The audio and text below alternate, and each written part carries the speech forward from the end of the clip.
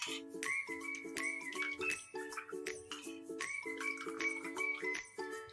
श्री अकाल जी सारिਆਂ ਨੂੰ। मैं हाँ प्रीति, आप जी देख रहे हो प्रीति हल्की रसोई। प्रीति हल्की रसोई च आप जी का सारिਆਂ ਦਾ बहुत स्वागत है। ਅੱਜ ਆਪਾਂ ਬਣਾਵਾਂਗੇ ਘਰੇਲੂ ਨੁਸਖਿਆਂ ਨਾਲ ਬੱਚਿਆਂ ਲਈ ਖਾਸ ਦਵਾਈ। सर्दियां का मौसम आ गया, अक्सर बच्चे सर्दियां च बीमार हो जाते हैं। खांसी, जुकाम, गले च दर्द, गले च बलगम, छाती ते दर्द या बलगम होना, ਇਹਦਾ ਜਿਹੜੀ ਵੀ ਆਪਾਂ ਦਵਾਈ ਬਣਾਣੀ ਹੈਗੀ ਆ ਉਹ 100% ਲਾਭਦਾਇਕ ਹੈਗੀ ਆ। ਇਹ ਘਰ ਦੇ ਸਮਾਨ ਤੋਂ ਹੀ ਆਪਾਂ ਬਣਾਵਾਂਗੇ। ਤਾਂ ਆਪਾਂ ਬਣਾਉਂਦੇ ਆ ਬੱਚਿਆਂ ਲਈ ਖਾਸ ਦਵਾਈ।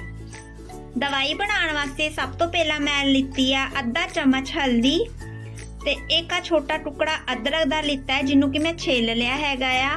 ਤੇ ਇੱਕ ਅੱਧੇ ਗੁੜ ਦੀ ਢੇਲੀ ਲਿੱਤੀ ਹੈਗੀ ਆ। 2 ਕਾਲੀਆਂ ਮਿਰਚਾਂ ਲਿੱਤੀਆਂ ਨੇ, ਅੱਧਾ ਚਮਚ ਅਜਵਾਇਣ ਲਿੱਤੀ ਹੈ, 4 ਤੋਂ 5 ਪੱਤੀਆਂ ਮੈਂ ਤੁਲਸੀ ਦੀ ਲਿੱਤੀਆਂ ਹੈਗੀਆਂ ਨੇ। ਪਹਿਲਾਂ ਆਪਾਂ ਅਦਰਕ ਨੂੰ ਕੁੱਟਾਂਗੇ।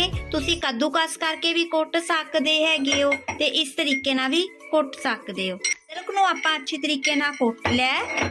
ਹੁਣ ਆਪਾਂ ਇਹਨੂੰ ਛਾਣ ਲਵਾਂਗੇ ਹਲਕਾ ਜਿਹਾ ਵਿੱਚ ਪਾਣੀ ਪਾ ਕੇ। ਛਾਣਨ ਵਾਸਤੇ ਮੈਂ ਇੱਕ ਕਾਟਨ ਦਾ ਕੱਪੜਾ ਲੈ ਲਿਆ ਹੈਗਾ ਆ। ਇਹਨੂੰ ਮੈਂ ਕਟੋਰੀ ਤੇ ਰੱਖਾਂਗੀ ਤੇ ਅਦਰਕ 'ਚ ਥੋੜਾ ਜਿਹਾ ਪਾਣੀ ਪਾ ਕੇ ਫਿਰ ਮੈਂ ਇਹਨੂੰ ਛਾਣ ਲਵਾਂਗੀ। ਮੈਂ ਇਸ ਤਰੀਕੇ ਨੂੰ ਅਦਰਕ ਨੂੰ ਛਾਣ ਲਿਆ ਹੈ। ਇਸ ਤਰੀਕੇ ਨਾਲ ਇਹਦਾ ਸਾਰਾ ਹੀ ਰਸ ਨਿਕਲ ਜਾਏਗਾ।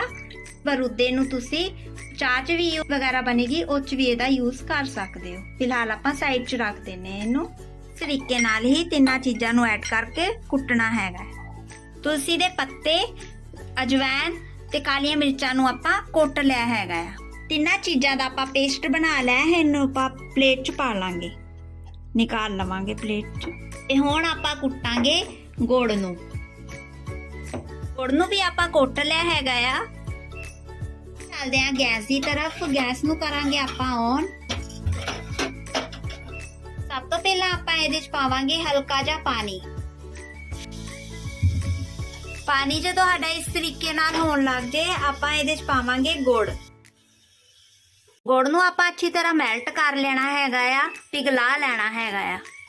ਗੁੜ ਸਾਡਾ ਮੈਲਟ ਹੋ ਚੁੱਕਿਆ ਵਧੀਆ ਤਰੀਕੇ ਨਾਲ, ਆ ਦੇਖੋ। ਤੇ ਹੁਣ ਆਪਾਂ ਇਹਦੇ 'ਚ ਪਾਵਾਂਗੇ ਅਦਰਕ ਦਾ ਪਾਣੀ ਤੇ ਨਾਲ ਹੀ ਆਪਾਂ ਪਾ ਦੇਣੀ ਹੈ ਆਪਣਾ ਤਿੰਨਾਂ ਚੀਜ਼ਾਂ ਦਾ ਬਣਿਆ ਹੋਇਆ ਪੇਸਟ। ਔਰ ਉਸ ਤੋਂ ਬਾਅਦ ਨਾਲ ਹੀ ਆਪਾਂ ਪਾ ਦੇਵਾਂਗੇ ਹਲਦੀ। ਇਹ ਸਾਰੇ ਮਿਸ਼ਰਣ ਨੂੰ ਆਪਾਂ 4 ਤੋਂ 5 ਮਿੰਟ ਤੱਕ ਲਈ ਫਲੇਮ ਸਿਮ ਤੇ ਪਕਾਣਾ ਹੈਗਾ ਆ, ਤਾਂ ਕਿ ਮਿਸ਼ਰਣ 'ਚ ਜਿੰਨਾ ਵੀ ਸਾਰਾ ਅਸਰ ਹੈ ਵਧੀਆ ਤਰੀਕੇ ਨਾਲ ਰਚ ਮਿਚ ਜਾਵੇ, ਅੱਛੀ ਤਰੀਕੇ ਨਾਲ ਪੱਕ ਜਾਵੇ। ਮਿਸ਼ਰਣ ਨੂੰ ਕੰਟੀਨਿਊ ਹਿਲਾਉਂਦੇ ਰਹਿਣਾ ਹੈਗਾ। ਕਈ ਵਾਰ ਕੀ ਹੁੰਦਾ ਹੈ ਮਿਸ਼ਰਣ ਆਪਣਾ ਗਾੜਾ ਵੀ ਹੋ ਜਾਂਦਾ ਹੈ ਔਰ ਇਸ ਤਰੀਕੇ ਦਾ ਵੀ ਰਹਿੰਦਾ ਹੈ। ਇਹ ਵਾਲੇ ਤਰੀਕੇ ਦਾ ਬੱਚਿਆਂ ਵਾਸਤੇ ਹੀ ਹੁੰਦਾ ਹੈ, ਤਾਂ ਕਿ ਬੱਚਿਆਂ ਨੂੰ ਸੌਖਾ ਹੋਵੇ ਪੀਣ ਵਿੱਚ, ਫਟਾਫਟ ਗਲ 'ਚੋਂ ਠਾ ਹੋ ਜਾਵੇ। तो 5 ਮਿੰਟ ਹੋ ਚੁੱਕੇ ਨੇ। ਸਾਡਾ ਮਿਸ਼ਰਣ ਬਣ ਕੇ ਬਿਲਕੁਲ ਤਿਆਰ ਹੈਗਾ ਆ ਤੇ ਇਸ ਤਰੀਕੇ ਦਾ ਦਿਖ ਰਿਹਾ ਹੈ। ਜੇ ਬੱਚਿਆਂ ਨੂੰ ਦੇਣਾ ਹੈ ਤੇ ਇਸ ਤਰੀਕੇ ਦਾ ਹੀ ਬਣਾਇਓ, ਲਿਕਵਿਡ ਬਣਾਇਓ। ਜੇ ਤੁਸੀਂ ਵੱਡਿਆਂ ਨੇ ਲੈਣਾ ਆ ਤੇ ਥੋੜਾ ਗਾੜਾ ਕਰ ਸਕਦੇ ਹੋ, ਗੁੜ ਦੀ ਚਾਨੀ ਨਾਲ ਗਾੜਾ ਹੋ ਜਾਏਗਾ। ਆਪਾਂ ਕਰਾਂਗੇ ਬੰਦ। ਮਿਸ਼ਰਣ ਠੰਡਾ ਹੋਣ ਤੱਕ ਆਪਾਂ ਵੇਟ ਕਰਦੇ ਹਾਂ। ਸਾਡਾ ਮਿਸ਼ਰਣ ਠੰਡਾ ਹੋ ਚੁੱਕਿਆ ਹੈ। ਹੁਣ ਮੈਂ ਇਹਨੂੰ ਕੱਚ ਦੀ ਇੱਕ ਸ਼ੀਸ਼ੀ 'ਚ ਕੱਢ ਲਵਾਂਗੀ। ਜੇ ਤੁਸੀਂ ਇਹਨੂੰ ਛਾਣ ਕੇ ਵਰਤਣਾ ਚਾਹੁੰਦੇ ਹੋ ਤੇ ਛਾਣ ਕੇ ਵੀ ਵਰਤ ਸਕਦੇ ਹੈਗੇ ਹੋ, ਲੇਕਿਨ ਇਸ ਤਰੀਕੇ ਨਾਲ ਬਹੁਤ ਅਸਰਦਾਇਕ ਹੁੰਦਾ ਹੈ। ਇਸ ਮਿਸ਼ਰਣ ਨੂੰ ਹਮੇਸ਼ਾ ਆਪਾਂ ਜਦੋਂ ਵੀ ਬਣਾਉਣਾ ਹੈਗਾ ਕੱਚ ਦੇ ਭਾਂਡੇ ਦੀ ਵਰਤੋਂ ਕਰਨੀ ਹੈ ਜਾਂ ਸਟੀਲ ਦੇ ਭਾਂਡੇ ਦੀ ਵਰਤੋਂ ਕਰਨੀ ਹੈ। ਇਹਨੂੰ ਤਾਂਬੇ ਜਾਂ ਐਲੂਮੀਨੀਅਮ ਦੇ ਭਾਂਡੇ 'ਚ ਨਹੀਂ ਰੱਖਣਾ ਹੈਗਾ ਆ। ਮਿਸ਼ਰਣ ਨੂੰ 3 ਤੋਂ 4 ਦਿਨ ਹੀ ਚਲਾਉਣਾ ਹੈ, ਜ਼ਿਆਦਾ ਵੱਧ ਨਹੀਂ ਚਲਾਉਣਾ। ਤੁਸੀਂ ਨਵਾਂ ਬਣਾ ਸਕਦੇ ਹੈਗੇ। ਤੋਂ 5 ਸਾਲ ਦੇ ਬੱਚਿਆਂ ਨੂੰ ਆਪਾਂ ਅੱਧਾ ਚਮਚ ਹੀ ਦੇਣਾ ਹੈਗਾ ਆ। ਵੱਡੇ ਇਹਨੂੰ 1 ਚਮਚ ਵੀ ਲੈ ਸਕਦੇ ਹੈਗੇ ਨੇ। ਦਿਨ 'ਚ ਆਪਾਂ 2 ਟਾਈਮ ਹੀ ਲੈਣਾ, ਇਹਨੂੰ 3 ਟਾਈਮ ਨਹੀਂ ਦੇਣਾ। ਇਹਦੀ ਤਸੀਰ ਬਹੁਤ ਗਰਮ ਹੈਗੀ ਆ ਔਰ ਬੱਚਿਆਂ ਲਈ 100% ਲਾਭਦਾਇਕ ਹੈਗਾ। ਮੈਂ ਆਪਦੇ ਬੱਚਿਆਂ ਨੂੰ ਖੁਦ ਦੇਣੀ ਆ ਔਰ ਬਹੁਤ ਅਸਰਦਾਰ ਦਵਾਈ ਹੈਗੀ। ਇੱਕ ਵਾਰ ਬਣਾ ਕੇ ਦੇਖਿਓ, ਤੁਹਾਨੂੰ ਵੀ ਬਹੁਤ ਫਰਕ ਨਜ਼ਰ ਆਏਗਾ। ਇਸ ਮਿਸ਼ਰਣ ਨੂੰ ਛੋਟੇ ਬੱਚੇ ਤੋਂ ਲੈ ਕੇ ਵੱਡੇ ਬਜ਼ੁਰਗ ਤੱਕ ਲੈ ਸਕਦੇ। ਇਹਦਾ ਕੋਈ ਸਾਈਡ ਇਫੈਕਟ ਨਹੀਂ ਹੈਗਾ ਆ। ਬਹੁਤ ਅਸਰਦਾਰ ਮਿਸ਼ਰਣ ਹੈਗਾ ਆ।